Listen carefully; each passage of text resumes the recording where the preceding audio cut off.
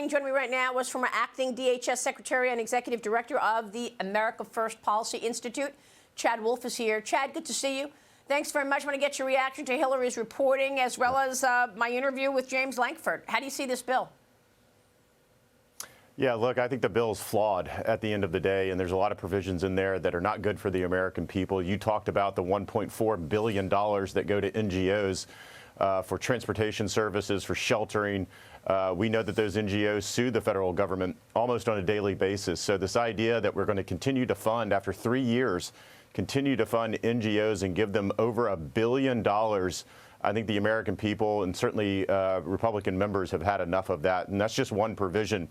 You talked earlier about work authorization, right? Right now, it takes 5 to 6 months to get work authorization because the idea there is you don't want to reward people from coming over the border illegally and simply handing out that work authorization. Well, unfortunately, under the bill, that work authorization is granted almost immediately. And so there's a number of provisions like this, Maria, as you add them up and you start going through a massive and very complex bill that at the end of the day, as I looked at it, there were just too many of these provisions that weren't benefiting the American people.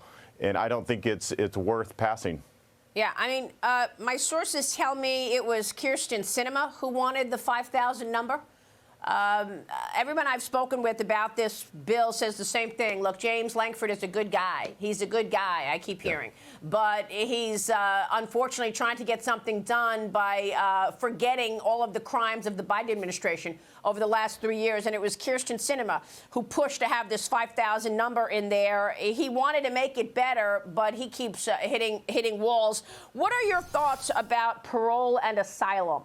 One source said to me that as I read this bill, Joe Biden could actually fly migrants into the country and grant them parole.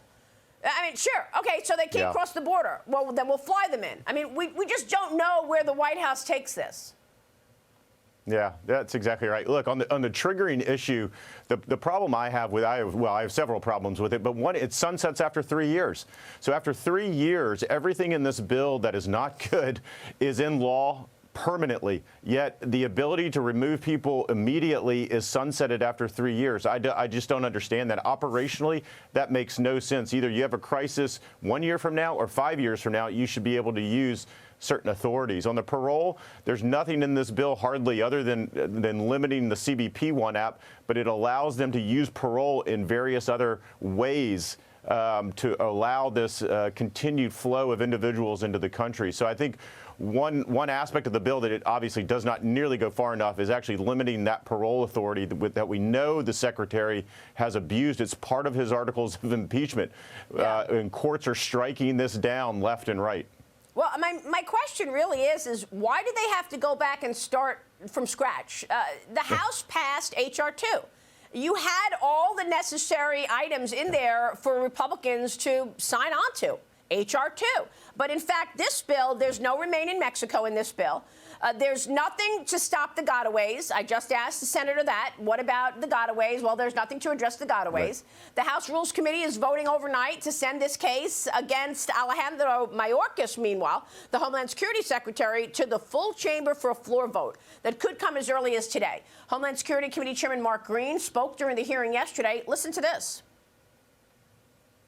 Secretary Mayorkas' job is to secure the homeland and enforce the law. He's failed to do either of those things and must be held accountable. What is the point of us being here? What's the point of Congress if we allow the executive branch to ignore the laws we pass? If we do not hold officials accountable, then there are no longer any checks and balances. That's not a constitutional republic. That's the road to tyranny. The case is compelling. The evidence is indisputable. The moment is urgent. Secretary Alejandro Mayorkas must be impeached. It's all indisputable, especially since for the last year and a half, Mayorkas actually looked at the senators and the Republicans in the House with a straight face and said that the U.S. has full operational control of the border. I mean, he actually said that under oath when we know that the drug cartels have operational control of the border. Well, you're absolutely right. Look, this is about accountability. And for 3 years, this administration has stubbed their nose at the American people and have let this crisis on the border go on, and every month it gets worse and worse and worse. And so for Congress just to sit back and say, well, we can't do anything about it, and this is President Biden at the end of the day, I don't think that's what the American people want. So obviously, these impeachment proceedings are about accountability. Maria, I do agree with you. The easiest thing for the Senate to have done is to just simply close loopholes in law and then build on existing and proven policies like Remain in Mexico and others. Why they started from ground zero and scratch and put together a very complex set of new procedures, new provisions of the INA that this bill creates. I don't know why they did that. I think ultimately that's why it failed. Well, let me just say that the White hasn't failed yet, by the way. The White House pushed back on the impeachment effort, saying impeaching Secretary Mayorkas would be an unprecedented and unconstitutional act of political retribution that would do nothing to solve the challenges that our nation faces in securing the border, Chad. So the White House is sticking to its guns on keeping Mayorkas in place.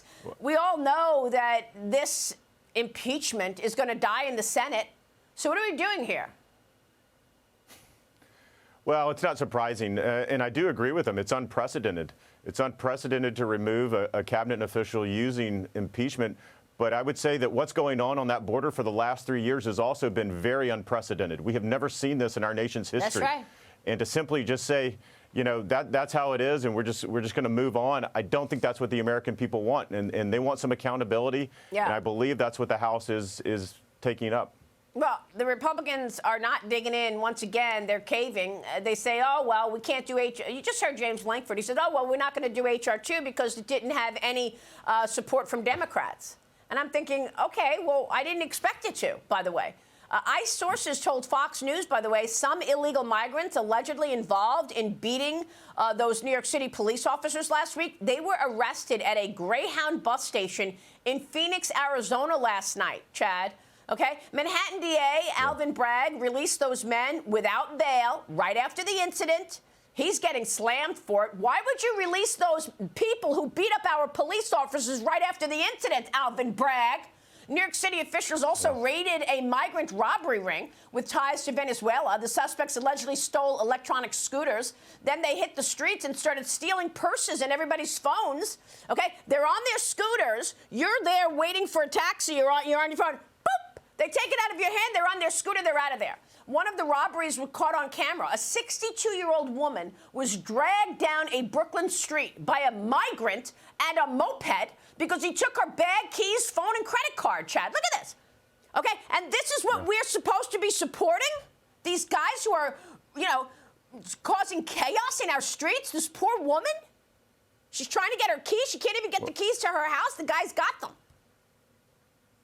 Well, absolutely. And this is the result of the illegal immigration that we've seen over the last 3 years. This is Joe Biden's America. When you allow this to occur, you're going to have consequences. It's not just the illegality along that southern border and the fentanyl, but it's all the consequences when all these individuals go into communities like New York and elsewhere, and everything that occurs, the crime and the like. And so this is what we are confronting. This is why a number of us have been calling this a crisis almost from early 2021, because we saw this coming. We saw the consequences that the illegality happens, that occurs.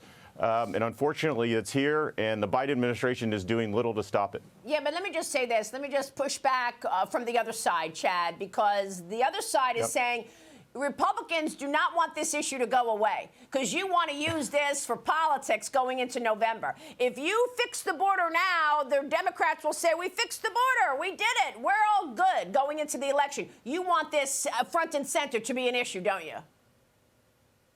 Well, I disregard that a little bit. We've been begging them for 3 years to fix this border. As you indicated, the House passed H.R. 2. The Senate could have taken up H.R. 2 any time in the last 6 to 7 months, passed that bill, and we would have had very strong border security legislation. It's clear that for 3 years, the Democrats have not wanted to do anything. And just now, because I believe it's an election year, they've decided to do something. Ah, that's a very good point that you make, Chad. Thank you so much for raising the issue. Chad, good to see you. Thank you, sir. Chad Wolf joining us this morning on the wide open border and its implications.